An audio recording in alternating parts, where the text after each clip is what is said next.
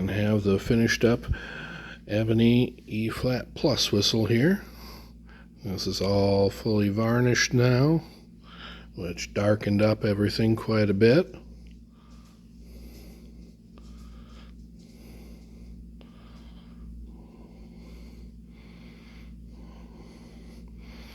The extra shine inside all the leaves and the lines definitely kind of makes it pop a bit.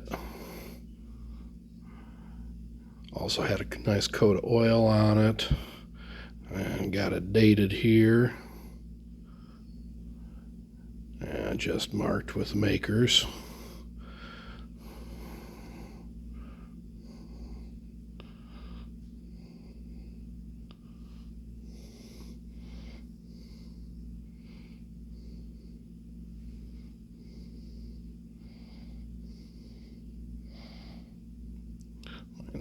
Mind a little bit of hair there. Kind of hard not to get a few hairs in the shots here when you got multiple cats and a dog.